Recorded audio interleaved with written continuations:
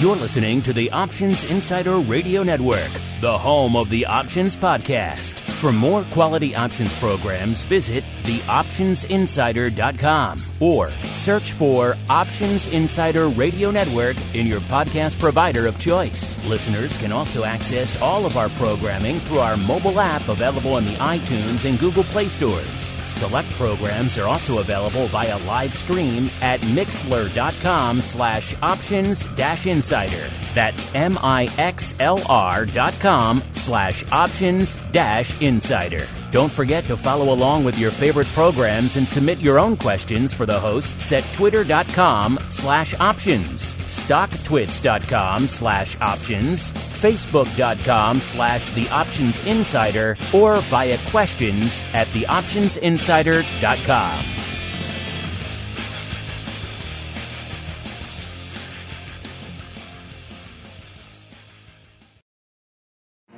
Bitcoin, Ether, Ripple, Litecoin, and more. Cryptocurrencies and other digital assets are taking the financial world by storm. This exploding market provides everything a savvy trader needs: volatility, volume, and liquidity. Provided you know how to find it. That's where we come in. Welcome to the Crypto Rundown. Each week, we'll break down the latest trading activity, trends, and developments on everything from coins to tokens, futures, and even OTC options. If it's moving the crypto markets, then you'll find it on the Crypto Rundown. Now it's time to dive into the exploding world of cryptocurrencies and digital assets. It's time for the Crypto Rundown.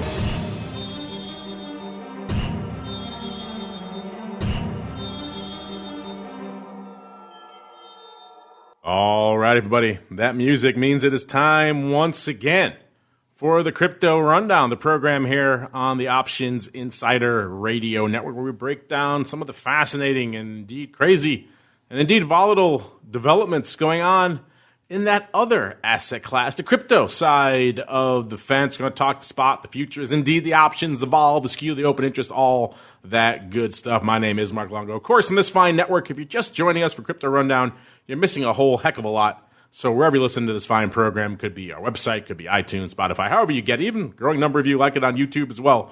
Make sure you, head out to the platform you like it on, and make sure you leave a review so others can continue to find this fun program. And B, make sure you subscribe to the full network if you haven't done so already, because that's where all the stuff, not just this show. This show's just once a week. Listen, we got a whole bunch of other stuff coming at you. The full network is the place to get all that. We will definitely keep you busy, keep you informed on what's going on in not just the world of crypto, but pretty much everything going on in the world of options and derivatives and indeed volatility and broad general finance these days. A lot lighting it up on the old network. I know we all have some time out there and probably have a little bit of concern about what's going on in these markets. So we'll walk you through it. We'll all get through it together here. And speaking of together, I got someone joining me on the program, so let's get to it. A little bit of the old crypto hot seat. Forget about cold storage. It's time to turn up the heat on thought leaders from the world of cryptocurrencies and digital assets. It's time to take their place on the Crypto Hot Seat. All right, everybody, welcome to the Crypto Hot Seat, the portion of the program where we have great guests come on, proceed to pick their brains for the benefit of you, the listener. And joining me next on the old Crypto Hot Seat is BRYAN COURCHESNE. He's the managing director over there at Digital Asset Investment Management. BRYAN, welcome to the program, and hopefully I didn't butcher your name too badly, sir. Hey, thanks for having me. You were close. It's BRYAN COURCHESNE, like the core of an apple and the name Shane. COURCHESNE. Interesting. I like that. Well, BRYAN, as we want to do with all of our first-timers here on the old network, why don't you go ahead and give us an overview of your background as well as what it is you guys do at Digital Asset Investment Management. Yeah, this is something that's going to relate to you and some of your listeners here. I started in the NYSE options pit as an equity derivatives broker and took that course for several years, then worked in the field as an equity derivatives sales trader, and then got involved in digital assets midway through its life. And then it developed into some questions and some help of some people around me and in my circle and in my financial world. And then we came to 2018 early on to building this firm, Digital Asset Investment Management, which is licensed to be an investment advisor for digital assets. for people and some institutions. A lot of our guests came from the options world and are now living full-time or indeed part-time in the crypto space. And everyone had that moment. They had that inflection point, that come to crypto moment, if you will, that kind of lured them away from maybe the markets they were hanging their hats in and brought them over to the dark side of crypto. What was that for you out there, Bryan? Yeah, so being in the options market, I liked volatility. We know that it's not only to the downside, but it's also to the upside. And starting in 2010, I started reading a bit about digital assets and more specifically just Bitcoin. And then it took me a little bit more research-wise to get involved. And then I planned to buy some, and this is kind of a funny story. There was a broker on the desk who, we always kind of battled a little bit and had differences of opinions on trades, and he wanted to unload them. And I said, well, this must be the right time because I like the way that these things are going. So at that moment, it was more of my research had been done for a couple years, and they were offered for sale there on the desk.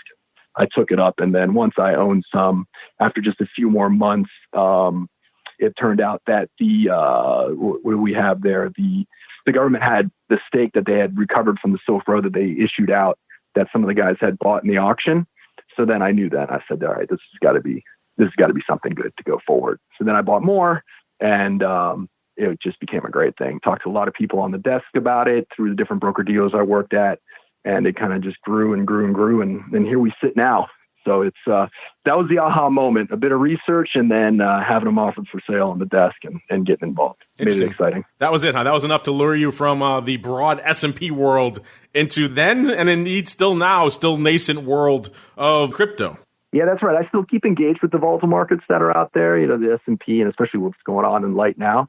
You kind of got to have a pulse on everything, even though we specialize in digital assets, because it's going to come down to portfolio allocation, right? And this is something we can dive into deeper in this conversation, but we got to know really what all is going out there on the macro view, and then to look at how Bitcoin could possibly fit into your portfolio.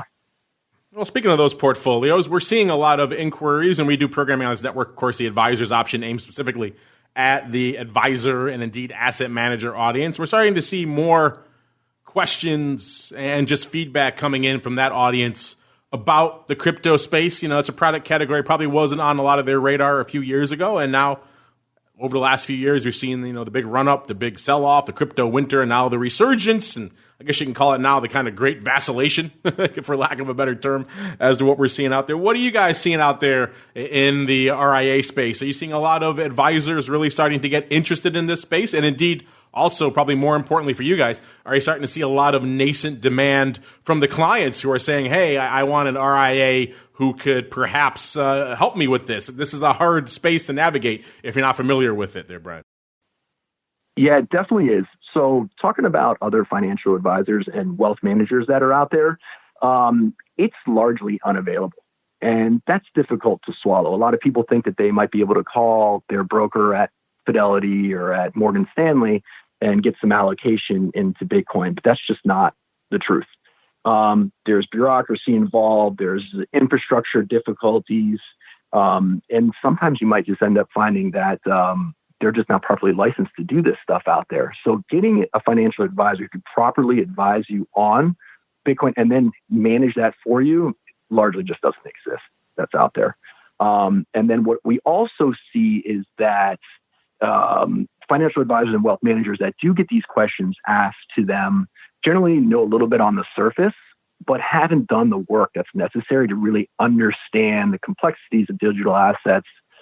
Everything, from the basics that we might know, from the wallets to maybe even 2FAs, and then where to register and storage and the difference between cold storage and hot. These basic stuff still needs to resonate and be told to many, many people out there. And we do see a deficiency with what goes on for advisors and what's happening.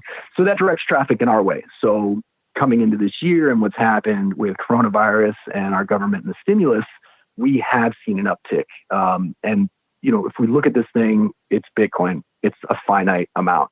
And that alone on a risk profile, it drives attraction to the space and then thus in our direction. Well, let's talk about that a little bit, because you mentioned kind of a little brief overview at the top of what it is you guys do. But let's say I'm a self-directed investor, or maybe I'm just someone who's intrigued in the crypto space, and I've got 10, 20, 50, 100 grand, whatever the case may be, and I'm looking to dip my toes in the crypto waters. And I come to you guys can effectively manage my crypto portfolio for me. Is that kind of the main offering? I know you guys also have a self-directed offering as well. So kind of break it down for our listeners. What do you guys bring to the table? What are you guys doing for clients? Yeah, so there's really kind of two things going on. On the people that want to manage and self-direct on their end, then we can help you out with the IRA accounts. So if you want to get into a tax advantage account, we have the ways to do that and to help you along and through. And that way you can self-trade. The other additive bonus to both of these platforms is the ability to be in the IRA and then to also be able to be in an interest account. So you can get some carry while you're long Bitcoin synthetically in your account. So that's on the one side. And then the other side is the true, hey, I have some money. I'd love allocation into my portfolio. I don't necessarily understand this stuff. I want to be under your management. I want to be educated by it. And I want you guys to manage that investment for me. So those are the two type of clients that we serve out there. And what are the main vehicles you guys use? Let's say you want to just go out and get long some Bitcoin. Are you diving into the spot? Are you using the futures? Are you going on the options side? I mean, you have an options background. Is that where you guys start? What are the main vehicles you guys use to get your exposure? Yeah, for most clients, we end up finding that their knowledge base is pretty basic, especially on the managed side. So in their risk profile, what we get them into is pure Bitcoin to start, and then it'll expand into the interest accounts. And there's very little in the way of options and stuff right now. It's you got to be truly top of the line to know these markets, to manage the bid-ask spreads that are out there in the options relating to Bitcoin. So we don't do that. A lot of our stuff is buy and hold as well. So you guys aren't out there and effectively, let's say, constructing an overlay using the options against the core spot Bitcoin portfolio, just not at that level yet. So it's not necessarily at that level for everybody. There are select clients that we do these reports for and look to get involved with, but it's not a majority of the client base that's out there, especially retail level. That's mostly on a client understanding and knowledge level, or is it also maybe it's just hard finding the liquidity out there in some of the options that you guys like versus, your old stomping grounds of the S&P options? Yeah, it comes down to a bit of like their knowledge base and getting them used to it first and having them have a bit of duration in the investment before we can expand them into, some other additional alpha there might be, or some call overrides to expand their knowledge. So it's more of a duration thing and getting them used to it and familiar and learning about the space and the history and how it flows to then walking them into a higher risk tolerance. That certainly makes sense. You're already dealing with a somewhat niche asset in the crypto side of the space. Now to add a derivative of crypto on top of that might be a little bit too much for some of the clientele out there. But, let's talk a little bit about what you're seeing out there right now, what you're advising clients. We'll get to more of this in the Bitcoin breakdown in a bit, but, we're a little bit shy of the 7,000 level right now out there in Bitcoin. Obviously, we're seeing all sorts of crazy turmoil and flux out there in the broad markets and indeed in the commodity markets as well. We'll get to all that in a little bit as well. What are you guys currently advising clients in the Bitcoin space right now? So right now, the way that it goes, I do have to give the blanket statement that we are an advisor in digital assets, and none of this is like to be construed as buy or sell investment advice, just to get that out there. If you guys do want to talk, you can get our contact and hit us up individually to go from that. But on the broader market, talking about digital assets as a whole, we are seeing great movement into this space. We are seeing old school, traditional, large bank players, individuals that are learning about it and want to get involved. And this is newer movement. And we think this is a really good footing in the space. And over the next few months, we do advise of, dollar cost averaging in and trying to build a position through this happening. All right, let's get to that positioning then with a little bit of the old Bitcoin breakdown. It's time to explore the latest trading activity, trends, and developments across the world's leading crypto market. It's time for the Bitcoin Breakdown. All right, everybody, welcome to the Bitcoin Breakdown, the portion of the show where we break down what the heck is going on in the world of the leading digital asset out there. That is Bitcoin. Coming into showtime, we're a little bit shy of the 6,900 level, so pretty much at about 6,900, a little bit shy of that. So that puts us up a little bit, about 120 odd handles from where we were this time last show. But still, again, not huge movement out there in all things Bitcoin, which is probably why we're seeing such a massive implosion in the volatility out there. The 30-day realize coming in pretty hard. Remember, most of these specs and stats coming to you courtesy of our friends over there at SKEW, SKEW. Get it over there if you want to dig into all this stuff. Get it while it's still free before they start tacking some fees onto their great analytics over there. Last week, we were at about a 200% realized volatility. We were moving and shaking, but when we were anywhere close to unched on the week, guess what? Realized vol is going to come in, and that's exactly what happened. It's down to a still impressive 93%, but far, far below our 200% level from last week. The 1 year realized, remember, that's going out all the way a year, so that's not going to change that much week to week, so that's about a 90% out there. The 30-day implied, that's, again, listeners, what the options market is implying overall from the prices that are going up out there. That's down a bit as well. That's down to about a 76% from about an 87% where it was this time last week. In terms of volume, a similar story. Decent pops out there. Let's start with Deribit. That's still the leading Bitcoin options and indeed the crypto options hub for a lot of you out there. Others obviously do a lot of paper as well, BitMEX and others, but for a lot of you out there, when it comes to the options, Deribit is where the action is. April 16th was the big day. Day after tax day here. What used to be tax day here in the U.S. 75 million worth of notional going up out there. The 17th, we saw 41 million. Coming into showtime today, about 26 million on the tape. So not a huge day today. But last April 16th was one of the busier days we've seen in about a month out there. So that includes the tail end of the crazy madness out there. So a pretty impressive volume out there, all things considered. Let's see, coming into today, the big print on the week was, again, that same day, April 16th. It was a weird one. Looks like a straddle, the 4,000 straddle. If you're not familiar with what a straddle is, listeners, it's the put and call on the same strike. In this case, it was the 4,000 strikes. So you saw the 4,000 put and the 4,000 call trading back on April 16th, 449 times each. It's about 900 total contracts going up for 0.0529 and 0.4859 Bitcoin respectively. I think you can figure out which one's over there. It's going to be the call, of course. That's right, done right when Bitcoin was at 7,023. So not that far from where it is right now. Again, we don't have a side on this. We don't know if they were buying or selling. If they bought it since last week, they're probably not looking that good. But again, this is September. They got some time for this bad boy to play out there. In terms of today, what the big trades are out there, it's the April 7500s have gone up a whopping 175 times. Again, remember, it's not a huge volume day out there. It's followed by, this is an interesting strike, the June 2500 puts, trading today about 150 times out there on Deribit, and also the May 9000 calls, 138 times. So interesting paper afoot out there. All this paper is translating into a skew that's around roughly what we saw again this time last week. It was 12% last week, this time down to about 11%. So pretty much unched. Again, that means the puts still leading the dance out there going forward. I know, Brian, you said you mostly play in the spots. These levels, we're talking about the vol, the open interest, the volume, the skew. Does it bring you back to your old S&P options days, sir? Oh, it definitely does. Yeah. In fact, my most memorable one when everything kind of blew out was in May 2010 when the flash crash kind of happened and the meltdown went down. Yeah, all these things you looked at them, but you couldn't really manage them, and it was a quick lesson.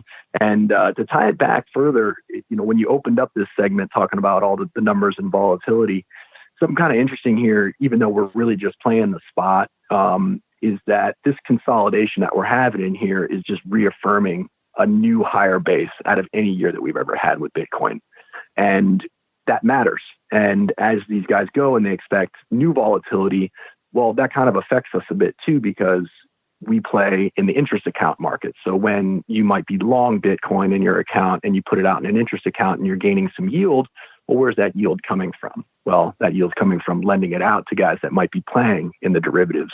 So all this stuff you see right now, and as you said, just comes and ties all the way back through, right back to spot. Now, you mentioned, the vol is coming off, obviously, but it's still a fairly volatile instrument. Even anywhere around 100% is still a pretty volatile instrument. Does any of that give you pause right now about getting new clients into Bitcoin? Because they're going to see some swings. I mean, we just saw, a few weeks back, intraday swings in Bitcoin of about 30%. Does any of that vol maybe give you pause about getting new people into the product now until it quiets down a little bit? Or are you still comfortable at these levels and at these vol levels getting new clients into Bitcoin? So that's like an isolated event, and it's great that you brought that up.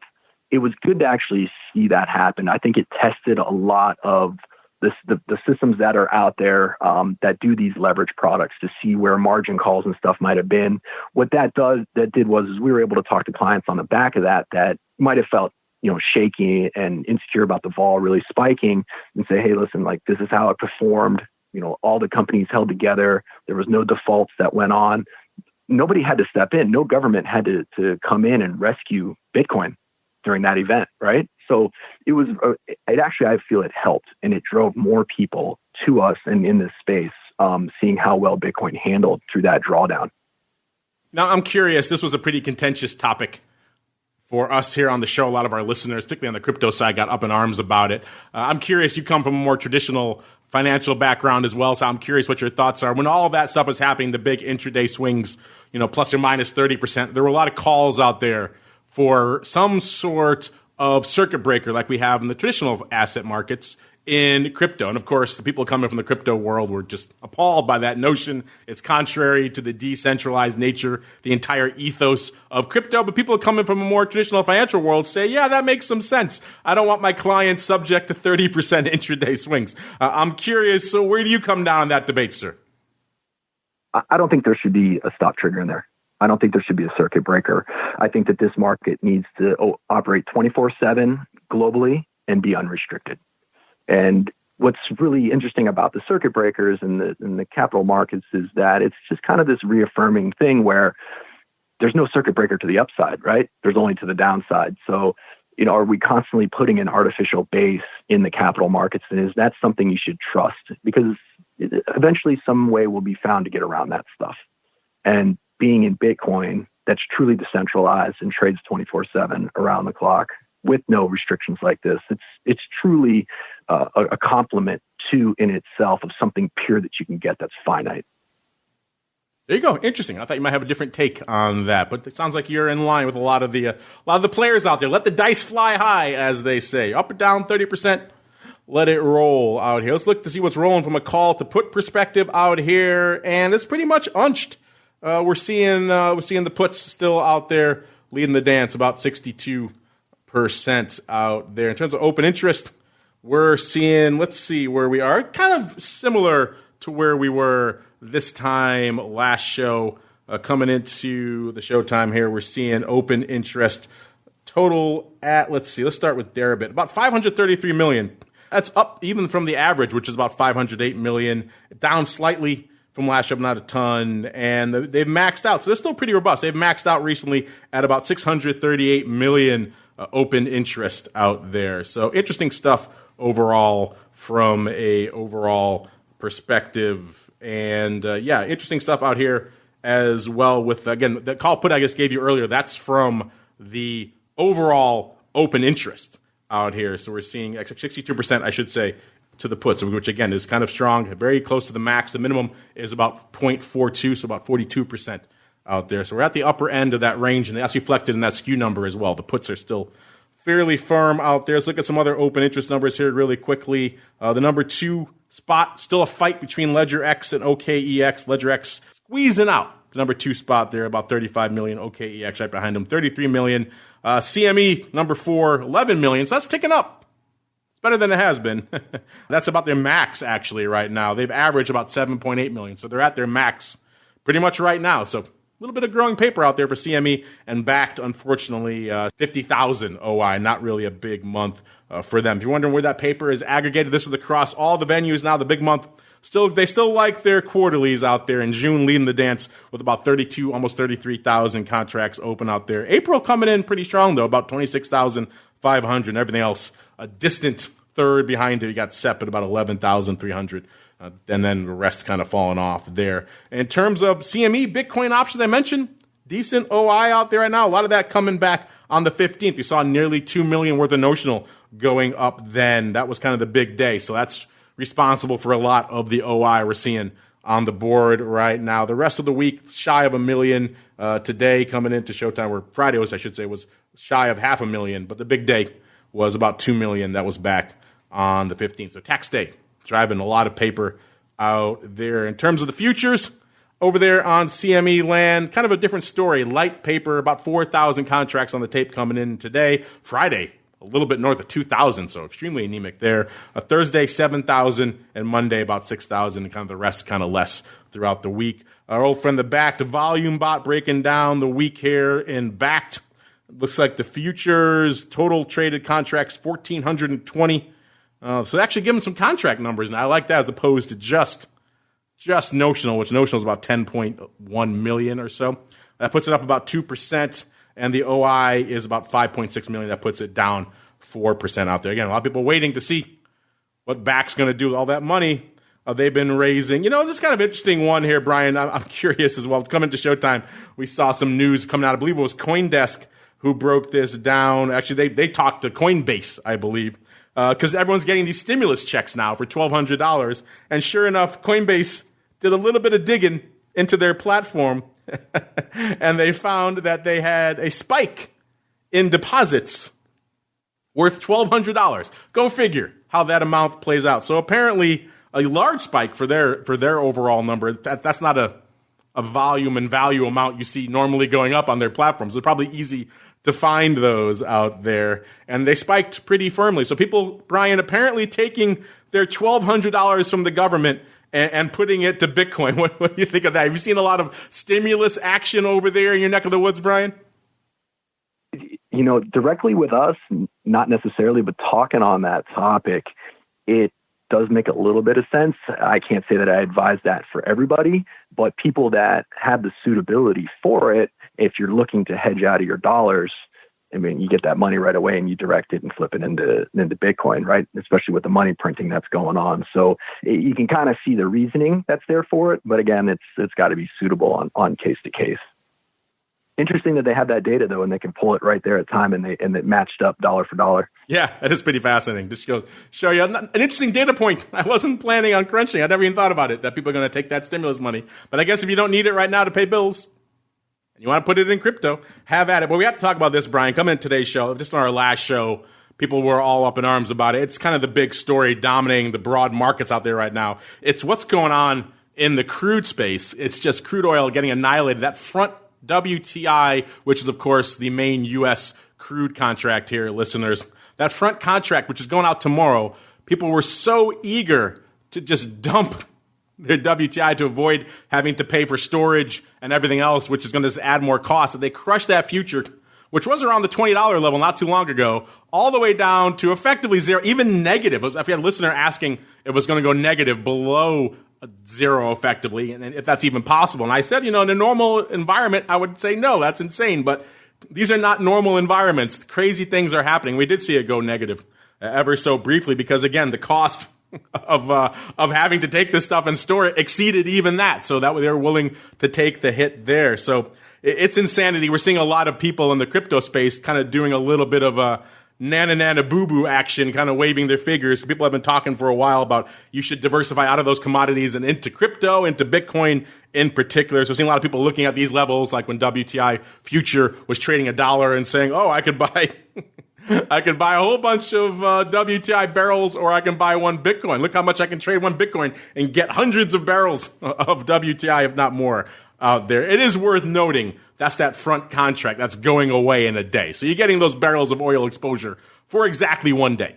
So, but you could, if you were so inclined, trade in that one Bitcoin, which, like you said, is a little bit shy of that 7,000 level, and put that 7,000. That'll get you a lot of one-day WTI exposure. But that just shows the insane world that we're living in, listeners. These levels are pretty much, the lowest since the WTI contract kind of came into existence. 44%, levels earlier, not seen since 1986. Now we're just going into the prehistoric era in terms of what's going on out there. And again, the big question, everyone's looking at the term structure. I don't get too deep in the weeds on crude oil. Let's save that for some of our other shows. But still, I don't know, Brian, this is kind of an interesting thing to see the crypto space kind of looking at the crude oil space and kind of doing a little bit of a shaming out there, which they are wanted to do. But B, also looking at all these ridiculous multiples of how many barrels of oil you can get right now for one Bitcoin, Brian. It's kind of insane. Yeah, it is. And what's funny is that, people that are in those commodities that might not have been in Bitcoin or digital assets have always pointed the finger and said, oh my gosh, look at the drawdowns that you guys go through. This event shows that this can happen in any asset class that's out there. And you should be looking at diversifying out and seeing what maybe digital assets you should hold instead of all this commodity and crude that's out there. It is interesting to see as it plays out, and definitely talking to clients about how this works and how you correlate it over. But the aspect of selling a Bitcoin and buying that many barrels of crude oil for a one-day contract is it would be a tough one to pitch, not something we advise in doing, but it is funny, the analogy of what you could look at. That's not front and center for your recommended trades right now. They're trading all your Bitcoin for exponentially more WTI. But, this brings up an interesting point. For a long time, people on the crypto front were selling this asset class as effectively some would say negatively correlated. I don't think there's a lot of data to support that, but a lot of people were selling it as effectively an uncorrelated asset class, and therefore a great diversification tool for a portfolio because, as we've seen, when markets get crazy, we just saw it play out over the past month, correlation tends to move to one. What was happening when the broad equities were selling off? Gold was selling off. Crude was selling off. All these traditional diversification tools were selling off, which is not what you want. You don't want all your assets moving in lockstep. Now, unfortunately, Brian, what happened along that same point is that this supposedly uncorrelated asset known as Bitcoin actually sold off quite a bit as well. So we saw a lot of people coming on this show and in our audience kind of writing back and just saying effectively this was what they termed, the great disappointment of Bitcoin. It wasn't living up to the hype as this uncorrelated asset. I'm curious, what are your thoughts on how Bitcoin played out over the past month and change? Were you in that same camp? Were you disappointed with the actual correlation that we saw, or were you maybe less surprised by that? A, and then B, well, what were your clients saying? Were they coming to you for an uncorrelated asset and then seeing it selling off 30% with the broad market? Was that impacting your clients as well? What were you seeing out there? So the uncorrelated is really the way to look at this into it. And then, as you said in it, as the markets get more volatile and really have big swings, the correlation comes up. And that was against any safe haven. So when we had clients come in, they generally do look for there to be a disconnect and for Bitcoin to move inverse to their typical portfolio. And that's where we got to just reaffirm with them that it's more of an uncorrelated asset. It's a diversifier. It's an alternative store of value. And then when these spikes come in volatility where it starts to move along with and develop some correlation there, we got to tell them that this is just macro. People are just flighting to safety, and all markets are getting any risk asset that's out there is really just taking the brunt of this. Be patient. Let's reorganize and let's see about, do we adjust your position a little bit? Do we add more to it? But stay strong. It's happening across all risk assets, not just Bitcoin. Yeah, it has to be a tough call with the clients when they look at the asset class that's supposed to be uncorrelated and it's down 30%. It's outpacing the market to the downside. Clients tend to look dimly upon that. So it must have been some interesting times for you. Interesting time for us as well to keep on rolling and explore what's going on in the altcoin universe. It's time to move beyond Bitcoin and find out what's moving the rest of the crypto marketplace. It's time to boldly venture into the altcoin universe. All right, everybody, welcome to the altcoin universe. This is indeed the portion of the program where we break down what's lighting it up out there from a broad altcoin perspective. Let's break it down here. Coming into showtime, I'd like to start with the top 10. Of course, take this top 10 with a huge grain of salt. The overall valuation numbers, like we said, could be very distorted, but the rankings have a lot of merit and a lot of value. And so coming into showtime now, we're seeing the old Bitcoins once again at the top 10, number one spot with about 126 billion out there. Number 2, ETH, a little bit north of 19, about almost 19.1. XRP, about 8.1 billion. Number 3. Number 4, Tether, 6.4 billion. Number 5, Bitcoin Cash, almost 4 billion even.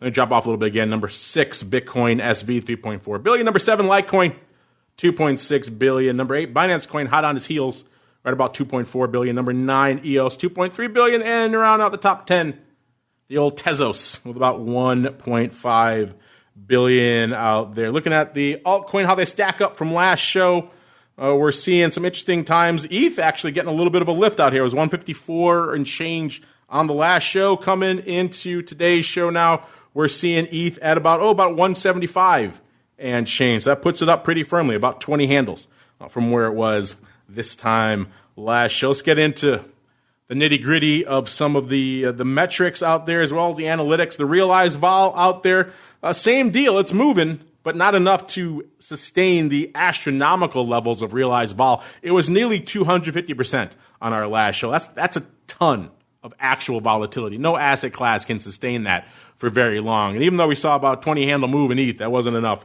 It's down to a paltry 122%. Still, comparing to other asset classes, that's a ton of realized volatility, but off the frothy, ridiculous highs we saw from last week. Implied vol, same deal. It was 110% or so last show. Now it's down to a still very elevated 95%. But again, we're not moving in the stratosphere of what we were not too long ago. So that's why those numbers coming in a little bit. The ADV is down to about 2.1 million a day. That's down from about 2.3 million. ADV, of course, listeners, for those who aren't in the option space, average daily volume. And that, of course, was around 5 million not too long ago. So we're seeing some come down from the highs of the mid-March frenzy out there in ETH options. Still a pretty decent week out there, all things considered. The 16th, the day after tax day here, was the busiest day of the week with about 2.8 million worth of notional on the tape out there. The SKEW out there, 30-day SKEW, pretty much unched, right about 8%. Again, showing the puts still leading the dance out there. In terms of OI, we're seeing the net OI. It's about pretty close to where it was this time last show. It's about 44 million. If you're wondering, the max it's ever been is about 47 million. So we're pretty close to that right now. We're pretty frothy from an OI perspective, and it's average about 36 million out there. Again, this is on Deribit out there right now. Moving out to Ripple, it's down a little bit. It's down about a cent from where it was this time last show, about 18.4 out there right now. Bitcoin Cash up a little bit, up about 270 from last show, but still not a huge move for that one. And Bitcoin SV up a whopping, about not even a point, about 0.8 or so from where it was this time last show. Brian, when you guys aren't out there talking Bitcoin with your clients, I'm curious, are there any altcoin that are on your radar and that your clients are interested in right now, sir? So when it comes to altcoins, it's a unique case with us. We see kind of two things. One, it's either some interest in an old STO or ICO, like kind of cleaning up the mess of some stuff that's happened in the past through that whole run up and kind of trying to unwind those. And the other interest is in more of the stuff that's in like the top 5. And when it comes to the stuff that's in the top 5, we have our due diligence that we do on these coins. We have our recommendations that we do with them with clients. And it really comes down to a case-by-case basis that's really derived from the client's profile, their knowledge base, and what they're looking to do. So it gets unique, but we do look at them. It generally just doesn't deviate much from the top 5. And we don't deviate much from your questions. It's time to answer them. It's time for your crypto questions. You've got questions about crypto. Who doesn't? It's time to find out the answers to your crypto questions. All right, everybody, welcome to the Crypto Questions segment, the portion of the show. You guys take the reins and bring us into all sorts of interesting directions. Brian, this first question from Jack sounds like it's right up your alley. Jack wants to know, do you see a lot of asset managers and RIAs piling into crypto? Now, I'm curious, Brian, what are you seeing out there? Are you guys kind of the only of the Mohegans right now? Hey, Jack, thanks for the question. So we see interest from other advisors and wealth managers just kind of dabbling because their clients are asking, but we don't see them making the full move into being able to actually acquire the assets and manage those for their clients. So what we've been doing to set up for them is to work underneath them as either a third-party asset manager or a sub-advisor to then help that primary advisor be able to offer his direct clients digital assets. One of the things we've seen a lot of interest in as well is a lot of the people on that side of the space, because they have been getting, trickling client demand for a while. It probably started when Bitcoin was around 20,000, petered out for a little bit, then came back strong over the course of the past year. Is, for a lot of these guys, and certainly you guys understand this, they have to live in the regulated world. And so they can't go play on a BitMEX or a Deribit and go gobble up the spot. So the notion of first SIBO and then CME both getting into the regulated space and then backed and others now with listed regulated futures contracts and now options in the case of CME, that has opened the doors for some of these RIAs who can't play in these other venues. Now they have a listed futures. And now future is still maybe a bridge too far for a lot of your traditional RIAs out there. But maybe if you're a CTA and you want access to this, it's certainly something that's interesting. Have you seen any of that, Bryan? The addition of these new listed contracts. I get it, they're derivatives, but they're listed on an exchange people have actually heard of that is actually regulated here in the U.S. Has that helped foster any demand from the RIAs out there? So what we saw, and this is just new and developing, and it might just be a word in a filing, is that Renaissance Technologies redid their filing, and it noted in there that they were going to open up on the CME. So this being a very prestigious and almost a black box traditional trading firm is now getting involved. So we think we're definitely going to see more registrations come down from institutions to offer this. But those institutions are generally only for high net worth or for endowments or for pension funds. But as that starts to happen, I think the trickle down starts to happen all the way through to FAs and into retail. It'd certainly be interesting to see. The products are starting to get out there, not getting a ton of traffic yet, but they're available now if you are indeed an asset manager and you need some sort of regulated product to provide to your clients. They're there. You don't have to go tunneling in through a VPN to some international exchange anymore. All right, going on to next up, we got a comment coming in here from Freddie, Fred E. He wants to say, with what's going on in the real commodity markets, it makes Bitcoin seem pretty tame by comparison right now. WTI, what the heck? We were just talking about that, Freddie, and everyone else out there. The quote-unquote real, I like that, the quote-unquote real commodity markets, certainly pretty volatile. We've seen gold moving a lot. We've seen, of course, WTI moving a ton.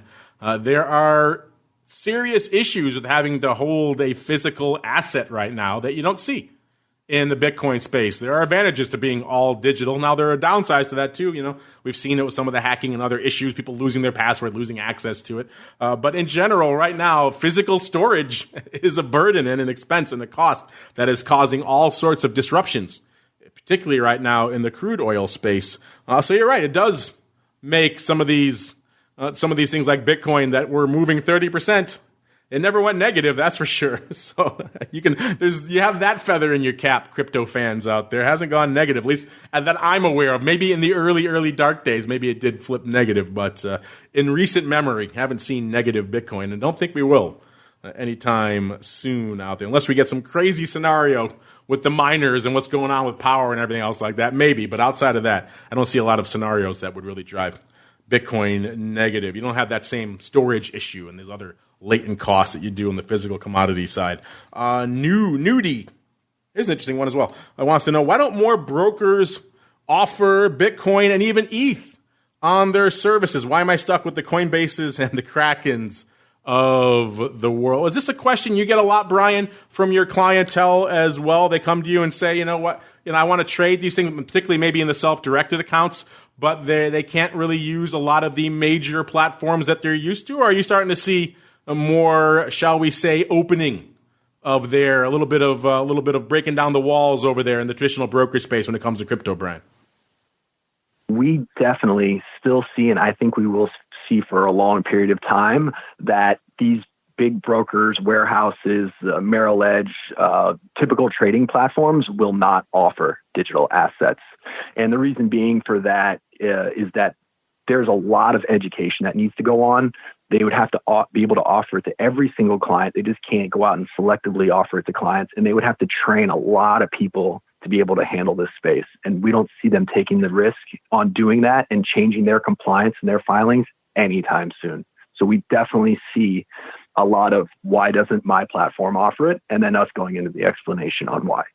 Yeah, it is kind of a bit of a minefield out there when it comes to the quote-unquote major established brokers out there. TD was pretty forward-thinking on a lot of crypto. They were, of course, involved in ErisX. Now with the Schwab merger, that's been a big question mark. We have seen other brokers dabble in it. For example, Interactive Brokers, you can trade the futures over there, but that's kind of about it. So it kind of depends on the platform and their own risk tolerance, what they're going to let you trade. But in general, yeah, there's not a lot of broad adoption yet, unfortunately, a lot of these quote-unquote major platforms. In fact, we had some guests recently talking about how to do that, maybe try to make your assets available across. So you have the same pool of assets. You could trade crypto one day and then go sell your options in Apple the next day if you were so inclined. It's still a lot to be done there, but that's an area a lot of people would like to pursue. And hopefully, at the end of the day, you want to have access to one pool of your assets that you can use to trade however you want. And we're not quite there yet, but perhaps someday. That's why the listed product is so important out here to Nudie and everyone else, because that allows these brokers and asset managers to utilize these things. As fun as the Deribits and the BitMEX and everything else are, for a lot of these big platforms, they're not going to access those. So they need something that's regulated here in the U.S. where the lion's share of their clientele is, and certainly for the large institutions, they definitely need that. So the more volume these products can get, the more traction you guys can have on products that you guys want to trade, and hopefully see them listed on your major platforms soon. All right, let's wrap it up here with got good handles this week. Jelly Beans with a Z.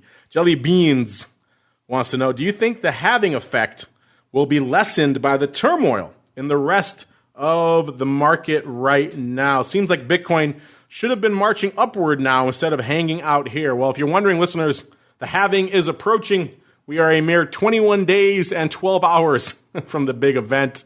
Of course, everyone made it sound like this was kind of a done deal, the exact price path that Bitcoin was going to take leading into the halving, because we'd seen it before. We've seen it play out in other assets as well on the crypto space, Litecoin being one of the more recent examples. Everyone thought it was kind of a done deal that Bitcoin was going to do the same thing.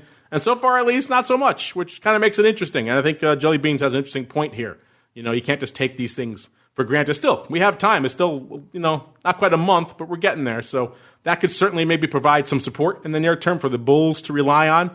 But it is an interesting point. We haven't seen the massive run-up, at least not yet, in all things Bitcoin that you have seen in other asset classes. And we saw in Bitcoin in the past leading up to halving as well. If you don't know what halving is, listeners, look it up on some of your major platforms. Brian, I'm curious for you. This has kind of been a big talking point in the Bitcoin space for some time. This halving event, this was going to be a support for the bulls. It was going to drive us north. Is this a key pivot point that you're looking at? And are you perhaps agreeing with our listener here, Jelly Beans, that we haven't maybe seen the price action that you would expect so far this close to the halving event?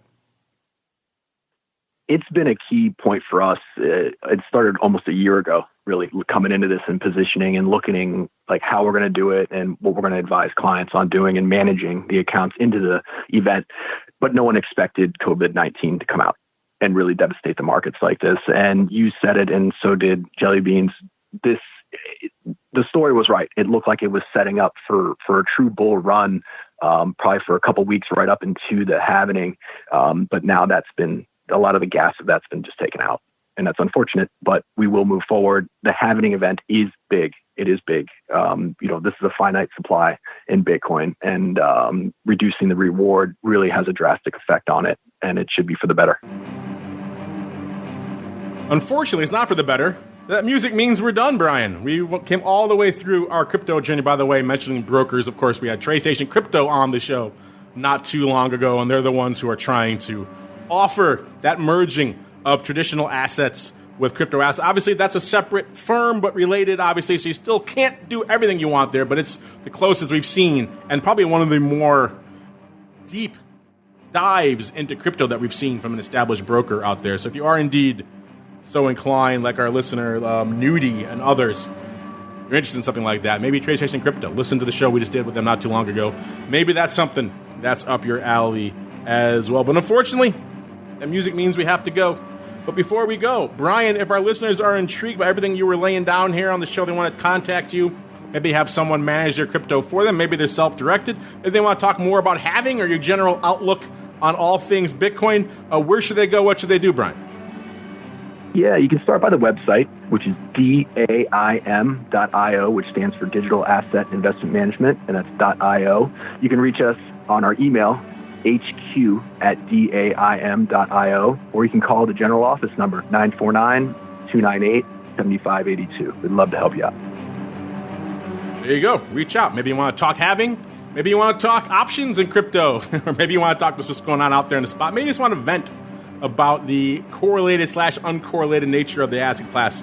Either way, hit them up over there. The website, I should say, is DAIM.io for Digital Asset Investment Management. And on behalf of Bryan and indeed myself, I want to thank all of you out there for downloading, streaming, subscribing, for sending in such great questions.